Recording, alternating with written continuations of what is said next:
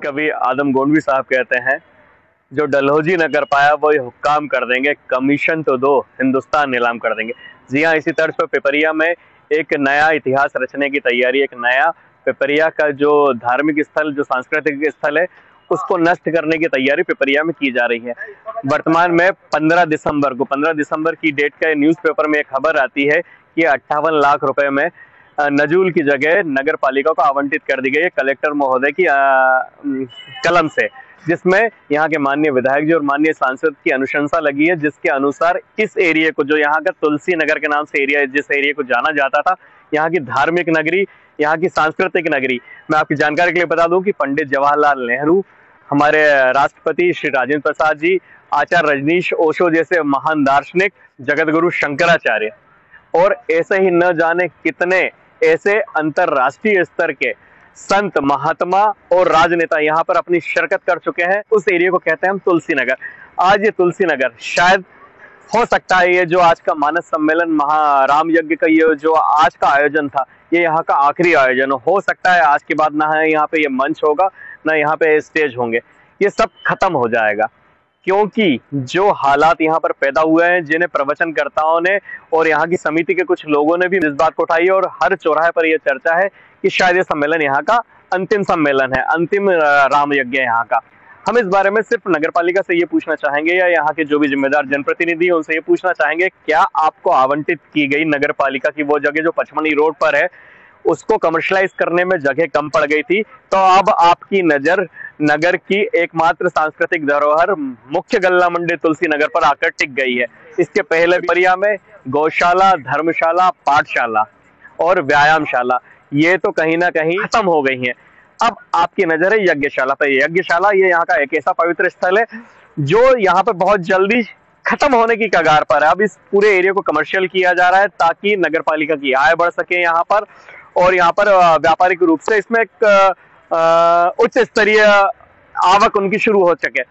मगर एक्चुअल हो क्या रहा है यहाँ पर, आज तक इसके पहले यहाँ पर कुछ भवन, राजनीतिक पार्टी है जिनकी सत्ता रही, उनके भवन यहाँ पर थे।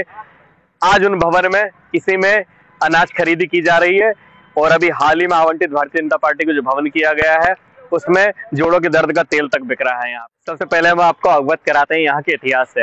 लगभग 75 वर्षों से यह राम यज्ञ, ये मानस सम्मेलन यहाँ पर प्रति 3 वर्ष में किए जाते थे। कोविड की महामारी के चलते ये 5 साल बाद किया गया। शायद ईश्वर की भी यह इच्छा थी कि इस वर्ष में, चुनावी साल में, इस यज्ञ का होना क्यों जरूरी है। अगर ये यज्ञ आज नहीं होता तो शायद इस धरा पर दूसरी बार यह यज्ञ हो ही नहीं पाता। मैं आपको इस बारे में थोड़ा सा और जानकारी देना चाहूंगा। ये जो लैंड है, यहाँ की जो जमीन है, इसे कभी नजूल की बताया गया, कभी किसी के तरफ से नगरपालिका को हस्तांतरित कर दी गई। और एक और इसमें एक बहुत बड़ा नया मोड़ आ रहा है। वो नया मोड़ ये आ रहा है कि जब हमने इसके बारे में थोड़ी सी खोजबीन की तो हमें पता चल रहा है कि यहाँ के जो राज्य परिवार थे यहाँ के आसपास के शोभापुर, सुहागपुर के, वो लोग भी दावा करने की तैयारी में है कि जमीन आज भी रिकॉर्ड में उनके नाम से दर्ज आ रही है। आपकी जानकारी के लिए बता दें कि इसके पहले भी कई सरकारी जगहों का आधिपत्य यहाँ की नगरपालिका या राजस्व ने, या जो भी संस्थाएं होती है, अधिकृत संस्थाएं होती है, उन्होंने अपने हैंडओवर किया था। एक एरिया हथवास में कहलाया जा रहा है, जिसे ट्रांसपोर्ट नगर के नाम से जाना गया। वहां पर न जाने 5 एकड़ जमीन थी, वर्तमान में कितनी है उसकी नपाई चल रही है। जो ग्वालियर की एक एजेंसी होती है, शायद CSLR उसे कहा जाता है, वो एजेंसी यहाँ पर आकर चाहती तो नापतोल कर सकती थी और वो छुपी हुई जमीन को निकाल सकती थी, मगर राजनीतिक दबाव के चलते वो जमीनें नहीं निकली। खबरें तो यहाँ तक है कि बड़े बड़े रसूखदार, बड़े बड़े राजनेता, बड़े बड़े पदाधिकारी, जिला स्तरीय पदाधिकारियों के वेयर हाउसेस, सरकारी आवास में, सरकारी जमीन पर उन्होंने अपने वेयर हाउसेस तक बना के रखे हैं, जिन पर किसी की क्षमता नहीं, किसी अधिकारी की क्षमता नहीं, यहाँ की जिले तक के अधिकारियों की क्षमता नहीं है कि उसके ऊपर कोई हस्तक्षेप, कोई उंगली उठा पाए। यहाँ पे लीगल अतिक्रमण की बात कहूँ तो लीगल अतिक्रमण में इस शब्द का प्रयोग इसलिए कर रहा हूँ कि जब जिसकी सत्ता आई, जब जिसका दम चला, उस सत्ताधारी ने यहाँ पर अपना कब्जा कर लिया। कभी कांग्रेस पार्टी के यहाँ पे भवन बने, कभी भारतीय जनता पार्टी के यहाँ पे भवन बने। आज वहां पर अनाज की खरीदी की जा रही है, यहाँ पे जोड़ों का तेल बिक रहा है।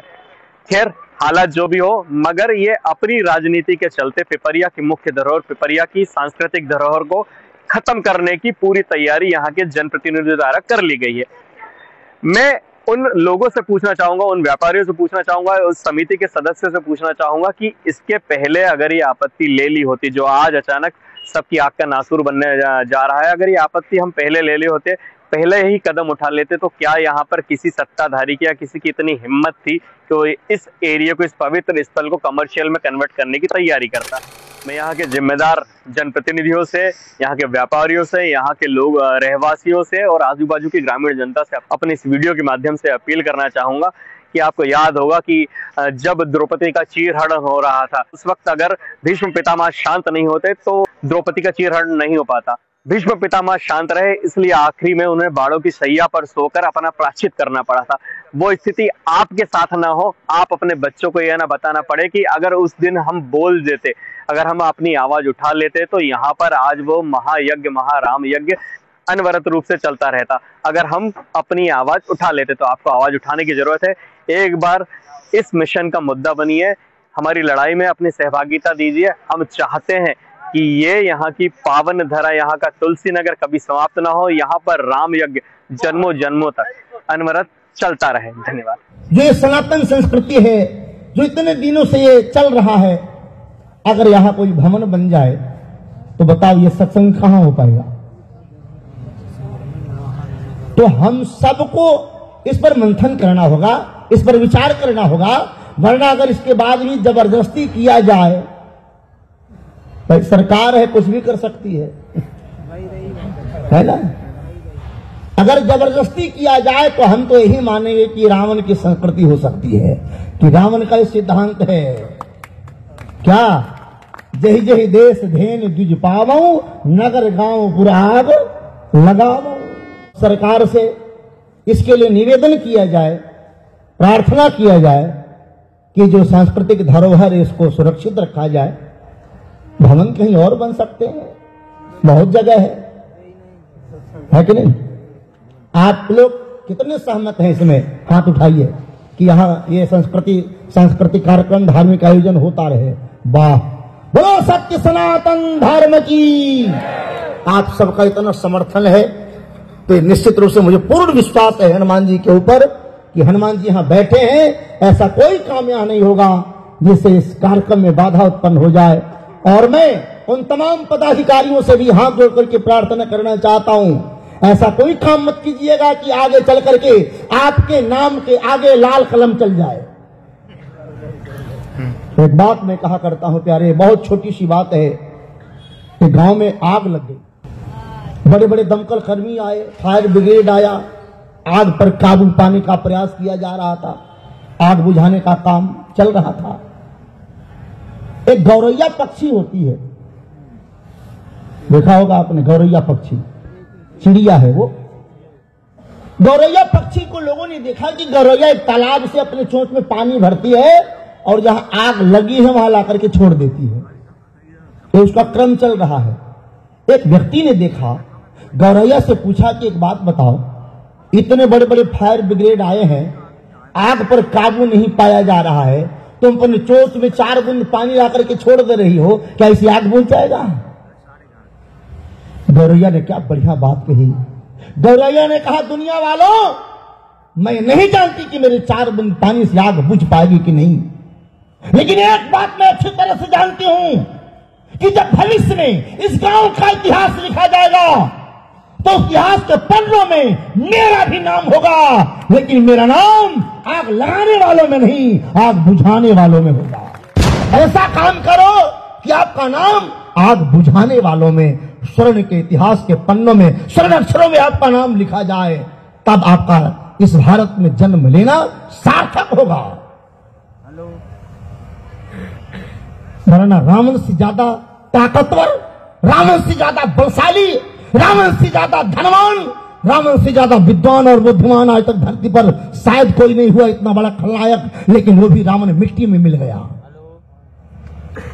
तो तानाशाही से अगर कोई काम करना चाहे तो तत्काल प्रभाव से तो कर सकता है, लेकिन भविष्य उसका अच्छा नहीं होगा। ये व्यासपीठ पर बैठ कर एक ब्राह्मण आपको कह रहा, इसलिए इस बात पर गंभीरता से आपको विचार करना होगा और ऐसा कोई काम न किया जाए जिससे हमारे भारतीय संस्कृति के ऊपर खतरा आ जाए।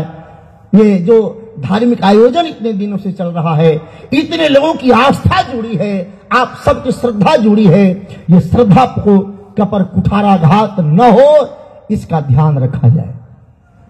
मैं सबसे हाथ जोड़ करके निवेदन कर रहा हूं, इस पर गंभीरता से विचार करना। आप सभी लोग, जहां तक मेरी आवाज जा रही है, सभी लोग इस बात को सुन रहे हैं और ध्यान से सुने और इस पर विचार करिएगा।